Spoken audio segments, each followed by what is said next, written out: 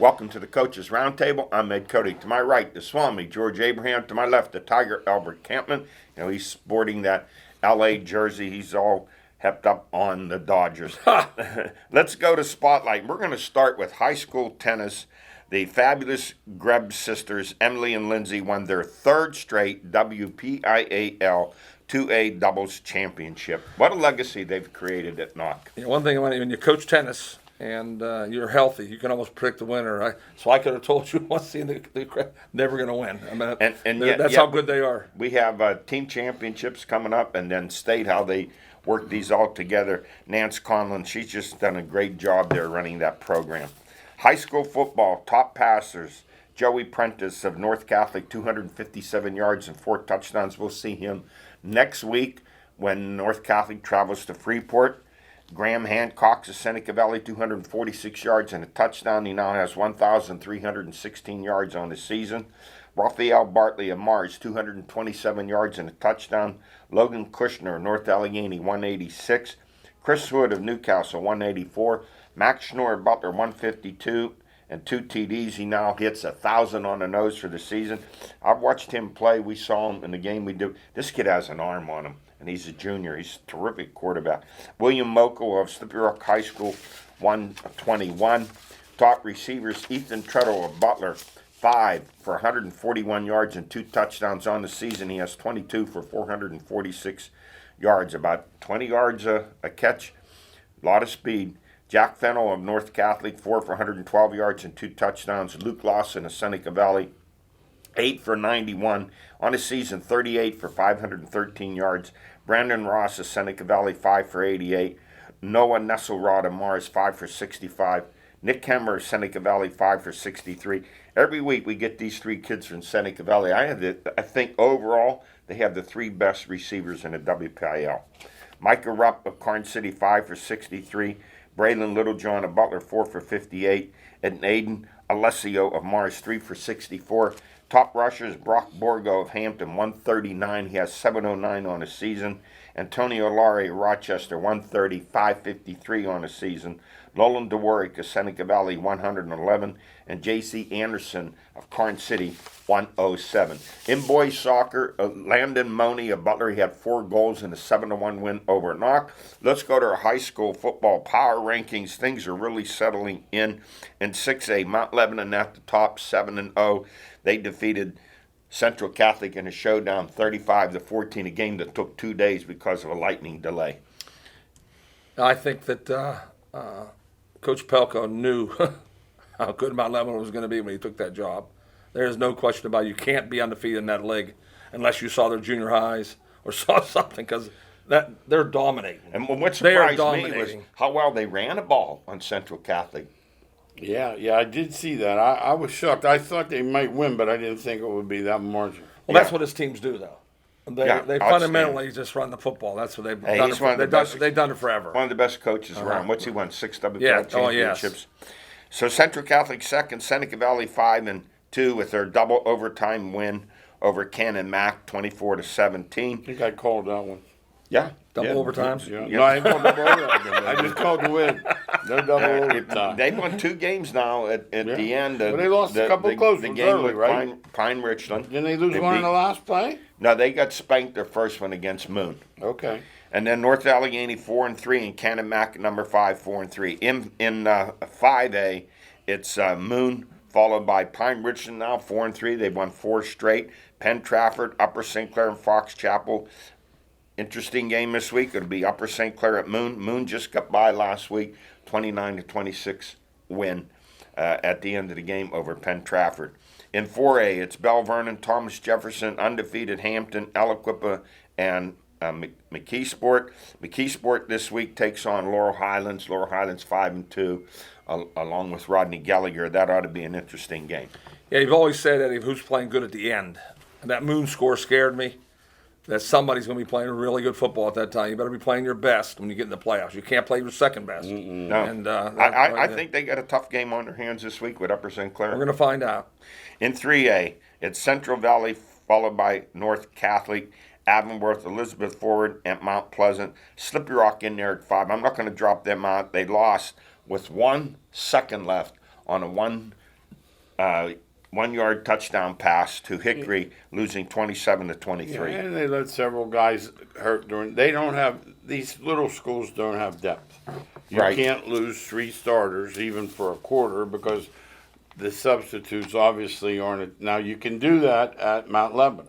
You cannot do it at a 3A. What a school. tough loss. 1 second left on the clock and a Absolutely. touchdown. Yeah. 1-yard touchdown pass. The big game this week, it'll be Elizabeth Forward at Mount Pleasant in 3A. In 2A, they're all undefeated. Stowe Rock, Sarah Catholic, Washington, Laurel, Steel Valley, and I'm putting the Westinghouse Bulldogs in there. What a week they had. They played Monday night, defeated Obama Academy 25-19. 3 days, back up at Butler, and beat Butler 44-34. And when Butler jumped on them right away. First 2 times Butler had the ball, they scored. They were up 14-7. And then I tell you, they did a real good job. I like their coach. No one panicked. They only brought up 30 players.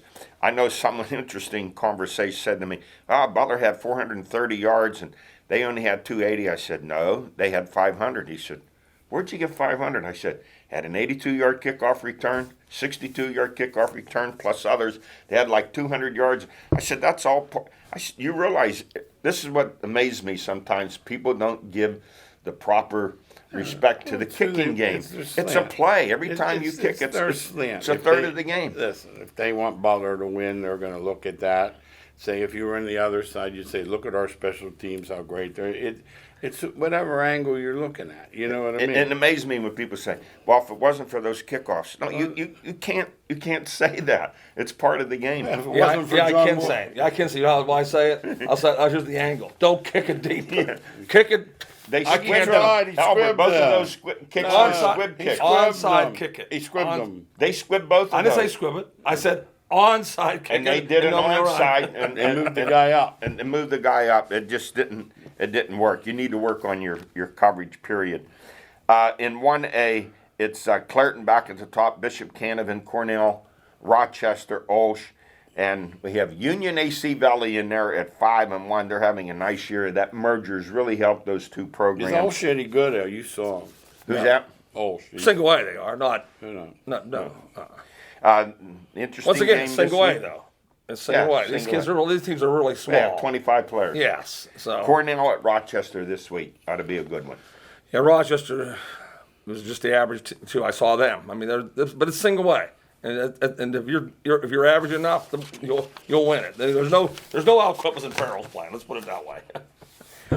All right, our stories of the week. Let's go to the NFL or the National Flag League. Guys, I watch so many games. I don't even know what holding is anymore.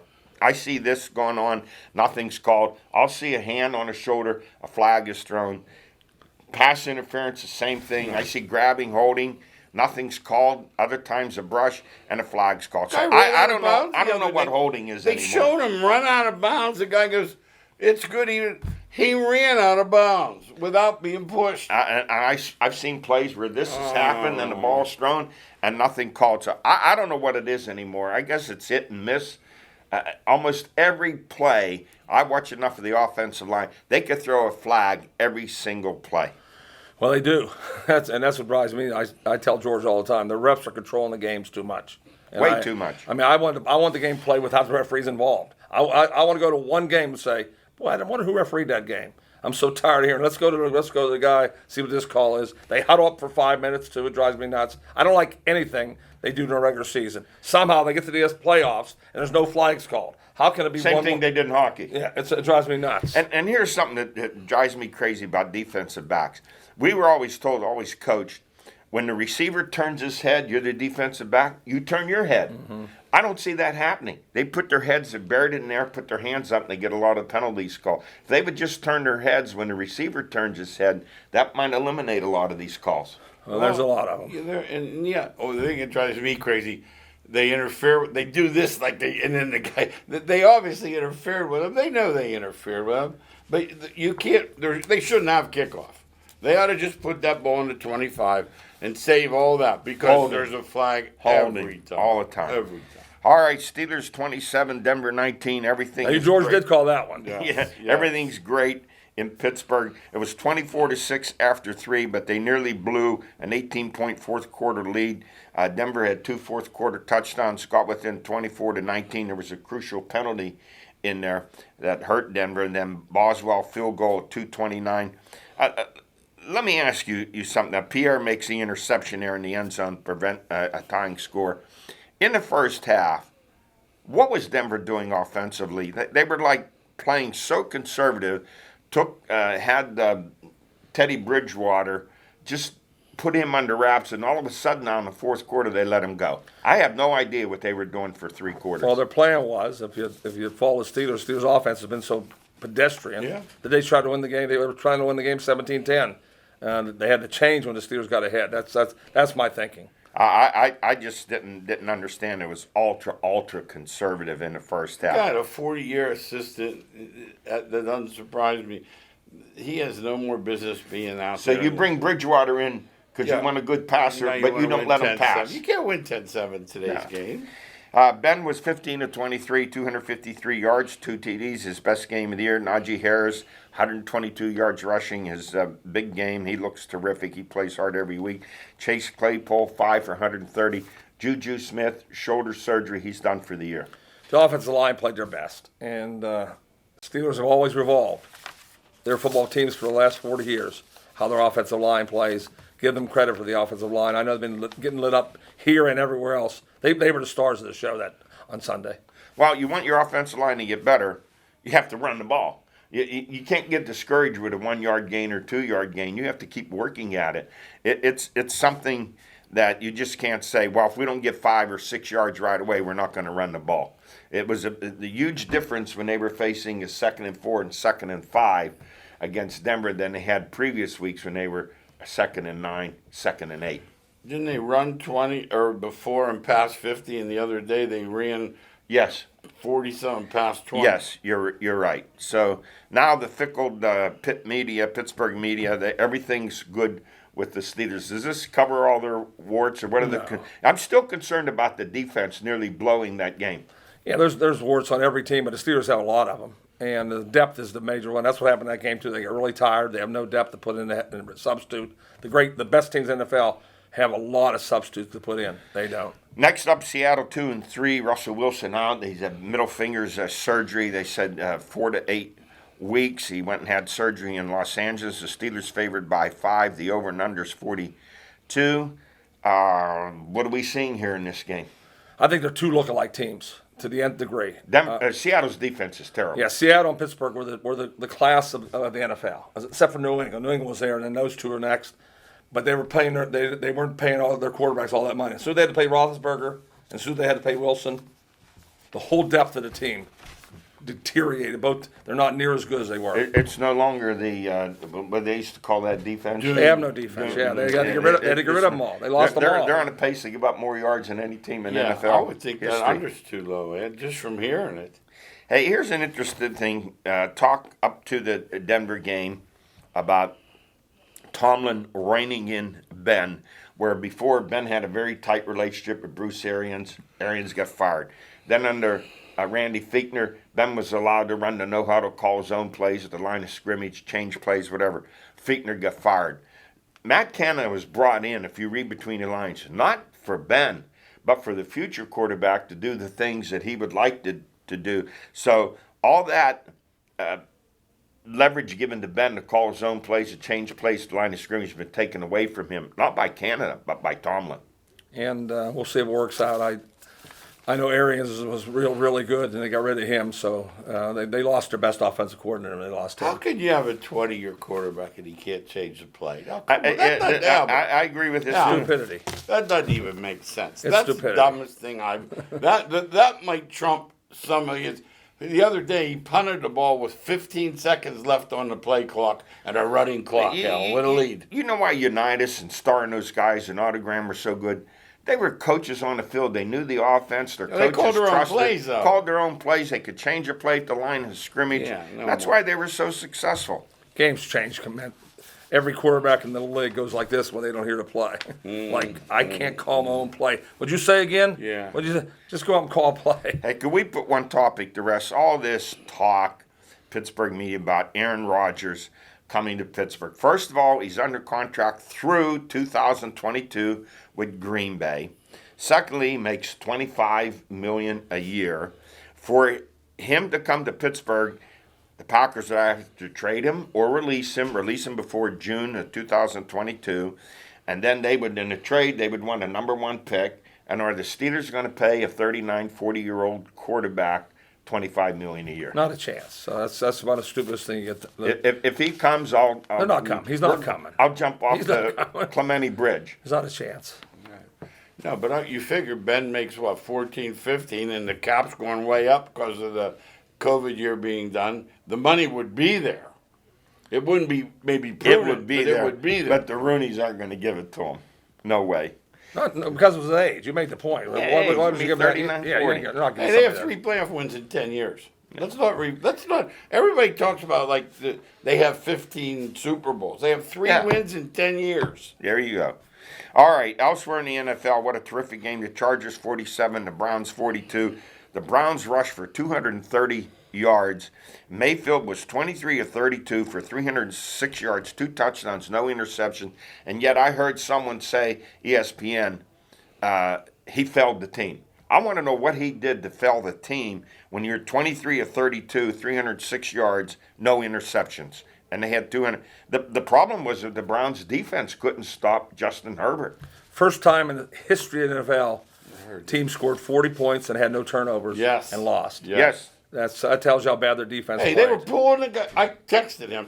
The announcers didn't catch it on first down. The running back for the Chargers stopped on the 1. So now they huddle up. They're going to do it again. Browns pulled him in. No, they pulled him in. Right, because of They wanted the ball back with 1:40. Herbert 398 yards and 4 TDs. He just looks terrific, and Cleveland had no answer for When him. Garrett goes out, they become a pedestrian defense because the way you win in the NFL, rush the passer, and they don't have a pass rush without him. Now, an interesting game. The Ravens survived, defeat the Colts 31-25 when they were losing 22-3. The Ravens' defense supposed to be good, but their run defense was a sieve. It was like practice. Don't touch the running backs. And the Colts are finding these gaping holes. As great as he is, and Lamar Jackson had an unbelievable game, 37 of 43, 442 yards and 4 touchdowns. I think he tries to do too much sometimes. He's had 3 fumbles the last 2 years on the 1-yard line. He sticks that ball out like that. But he's terrific, entertaining. He runs. He's so dangerous, does so many amazing things. He's 24. He He is 24. He is the youngest. He's 1 touchdown pass from the all-time record, and he won't be 25 for like a while. You know, I watched him in the interview after. When you see him on the field, he doesn't look that big. But after the interview, I saw his arms and his neck. He's built like a running back, but his throwing has improved so much. I think he's tremendous. George called him the best. He's unbelievable. But here's what I'll say, and George mentioned already. Tell me the playoff wins he has. Yeah. Yeah, so Yeah, if you're going to call out Tomlin, let's call out Jackson. Yeah. I mean, I've never seen him win a playoff game. Yeah. Because No, they won one. I Let's see. I think it really does try to do too much. Let's see Like what down happens. in- Because I think he's great. Remember, I'm No, not he saying- is great. I'm just saying No, that's you, right. you win in the No, playoffs. you know. he won 1. But to quote the NFL expert Mina Kimes, wins are not a quarterback stat. Well, Think about saying that. Yeah. Here's the other thing. Down there in the goal line, I think he should have given the ball to Murray. It looked like Murray was just about I think he in thought the he end was zone. getting it. Yeah, and Murray thought he was getting it too. Absolutely. What a wild Well, game! he's good, If though, if ever a team won that should have lost, Yeah. it was the Ravens in that game. And Carson Wentz had a great game, but Oh. overshadowed by He Jackson. was real good. And both teams had great protection. And when you have in the NFL, all 32, if you protect them, I'll tell you, Houston's quarterback, Jordan, like the game before, he looked like some little midget quarterback. But this game, New England got no pass rush. It was like throwing. It's all based on pass rush because all the quarterbacks are great. They're in the pros for a reason. They're the 30 best players. If you don't rush them, they'll kill you. Hey guys, in the name of Lou Groza, what's going on with kicking in the NFL? 13 missed extra Isn't that points, something? missed field goals since he could have won the game. Missed the field goal. The Packers missed. What he missed? Crosby missed three, Three too. of them. Uh-huh. What is going on with kicking all of a sudden? It's interesting that there's some good kickers out there not getting the chance. Let's say this, though. Let's say this. And Green Bay did it to win. They played for a 47-yard field goal, like it's a 12.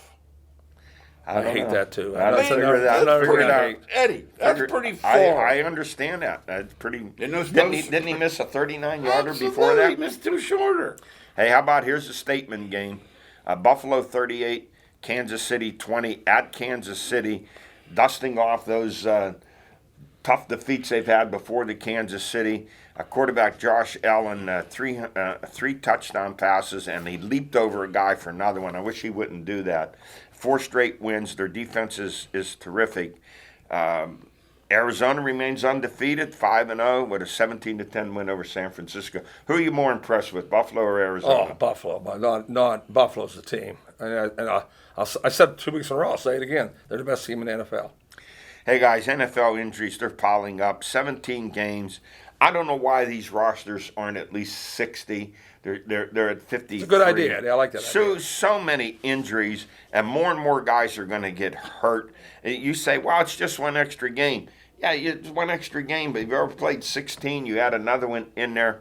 I just don't understand their reasoning. Some of the star players are going. Reasoning. Yeah, reasoning is money. Reasoning. But why not with all the money that they have? That you can't increase these rosters to 60 players? Well, they have a taxi squad, and in theory, they have that because they just pull one off, and they don't have to pay them the minimum $600,000. They pay them $100,000. Just save $500,000 a guy. I've been saying all along that the field should be wider. I've been saying the play, they try to maim you on every play. I mean, I'm telling you, It's a brutal game. no, it's past that. It's unbelievably 6'4", 260-pound guys running 4.5. Did you see them And hit then, that giant quarterback the other day? He couldn't get up. Yeah. Oh, He tried to He get up. left Saquon. He left was with a sad. concussion. Saquon. It was sad. With an Yeah. ankle injury. Jones and Saquon, they may not play this week. Oh, And Jones was had- Burrow went to the hospital with a bruised throat. And Bruised the throat. linebacker for the Browns, Owasakor Masu, he went to the hospital with a bruised throat. Hey, I never it's heard of brutal. those No, injuries. it's you want brutal. a definition of targeting? Look at that Jones hit. It's Yes, brutal. it was Helmet no to question. helmet all the way. They don't always call it. He's a There's runner another there, thing. but you still can't helmet to helmet, right? You know what? When a running back's coming through the line and there's helmet to helmet, they seldom, if ever, call it. It's more when it's out Open in field, the open absolutely. and with a receiver. Absolutely. Well, on a sad note here, John Gruden out as Raiders coach for emails he sent 10 years ago to the Washington football team, now it's the Redskins, in which he used racist comments about the NFL Players Association leader, DeMar Smith, and then he made also anti-gay, homophobic comments. He's out. Yeah, so there's no chance if in today's technology or whatever you want to call it, you have to make sure that you don't put anything out there. Because they'll go back 10, 20 years. They'll go back and get you in today's world. You wouldn't say that, though. I know you better than anyone. Yeah. I've said stupid stuff before. Oh, stupid No, I stuff. haven't. Yeah, but that's different. I said stupid stuff. But let me before. ask you. I can't. I'm not. What in the world would be I'm his stupid point? enough to. You know, he criticizes DeMar Smith for his leadership, but why make such a strong racial comment? And then why are you emailing the executive president, Ellen, of the Washington team, and making anti-gay And that was comments? a lockout, What- too. what Hey, he be was his saying point? it was a strike. It wasn't on a strike. No. It was a lockout. It's stupidity. That's what it is. But we make them every day. We Oh, make them yeah. every day. All right, our power rankings. I have your Buffalo at number 1. Good job. They play Tennessee on Monday. They are favored by 5. Arizona at Cleveland. Cleveland favored by 2.5. There's their first loss coming. It's coming, son. Yes. I'll say that one too. As soon as I heard that one, Arizona's going down in that game. Here's my surprise when you guys may disagree. I have Dallas at number 3. They're 4-1. They're at New England. They're favored by 4. The Chargers 4-1. They are at Baltimore. That's another good game. That's why I said NFL always has these games come up on. You never know what's going to happen. Tampa Bay at Philadelphia. Look out. May not be as easy. Thursday as night. I think that's a Thursday different story in the week, I think. That's yeah. Thursday night. Brady, 5 touchdown passes and 400 yards passing. 2 of them to Antonio Brown, who's 900 receptions now. He's the fastest in NFL history to hit You're 900. talking about a guy coming off the John Gruden pile. And now all of a sudden everybody's raving about him. See, that's what I'm saying. You know, he had a surgery too, Al. They said he's faster. How about that? It's hard to believe. Have the then Baltimore in at number 6. The Rams in at number 7. They take on the Giants, who are going to be hurting. Barkley and Jones will not be playing. Barkley's ankles down. And then Cleveland, Green Bay, and I still have Kansas City in there at 2 and 3. I really believe they're going to get better. They're just so pathetic defensively, Eddie. Yeah, they are. I mean, they're pathetic. They're just bad, but they are pathetic defensively. And I thought they were going to get better defensively. They're so bad. Because last year they seemed to be better at the end of the year defensively. Yeah, they're just like Al said. They can't just go up and down. All right, let's move on to college football. Texas A&M 41, Alabama 38. Fisher becomes the first former assistant to defeat Nick Saban, who's now 24-1 all-time against his assistants. A&M did it. Guys, if you watch the old-fashioned way, they ran the ball down Bama's throat. Good old-fashioned physical, hard-nosed football. The Aggies 5-2. They had lost 2 in a row. They were 17-point dogs. How good is this for college football that they won this game? I like it, but it's a major upset. I don't think they're not writing about it as much. A&M looked lousy the last 2 games. 17 points at They home. very much. You understand? They Hey, yeah. 17 points Yeah, at exactly. home. And they It was had no amazing. quarterback play those previous 2 games. How about the kid Campman that got beat out and Did a won the terrific game? job. Because Terrific job. all the pundits, and I call them pundits who talk all the time, they said there's 2 teams, Alabama and Georgia, are way up here, no one else and is. nobody else is here. And once again, they're wrong, and nobody's writing about how And bad if they they went are. out there in the tournament, that's the worst part. They will. 'Cause They have to play Georgia. Yep, and mentioning Georgia, they defeated Auburn 34-10. The Bulldogs are the number 1 defense, and they were helped by backup quarterback Stetson Bennett's 231 yards passing. But their defense is terrific. And I told George all along, I think Bennett's better than Daniels. They're getting lucky. They're getting lucky Daniels is hurt. Bennett's better than him. And then how about the Red River shootout? Down 28-7 to Texas. Oklahoma quarterback Spencer Rattler rallies the Sooners to a 55-48 win. And the dramatic thing was running back Kennedy Brooks, who had 217 yards, he runs 33 yards with 3 seconds left for the winning They were score. playing for the field goal. Amazing. Yeah, that's going to be very interesting. I'm telling you, Williams is going to take over quarterback, and I think Rattler has to go in the portal. I mean, you can't be a guy's. No, he's not staying. You know, he's up for the Heisman. All of a sudden, he's not playing. Oh, you know- and he's going to sit on the bench. Oh, it's a wait. Hey, Penn State led and dominated Iowa 17-3 going into the second quarter, and then quarterback Sean Clifford was injured. He was replaced by quarterback Tawan Roberson, who was 7 for 21 for 36 yards. Clifford threw for 146, but he did have 2 picks. After Clifford went out, Penn State ran 50 plays. How many yards? 46. That's sad. Next up, they get a breather. They're off this week, and then they have Illinois October the 23rd, and then after that, they run the gauntlet: Ohio State, Michigan, Michigan State. Can they win without Clifford? No. It'd be very, very difficult. Their offense was so-so, but they dominated that game. Clifford stays in there. I have to believe they win that game. Well, that's it for us. We've run out of time. So much more for us to cover. And when they get to Pitt, they're down at Virginia Tech. This will be a tough one. They can get by Virginia Tech. They have a chance to run the table. That's it for us. We run out of time. We'll see you next week.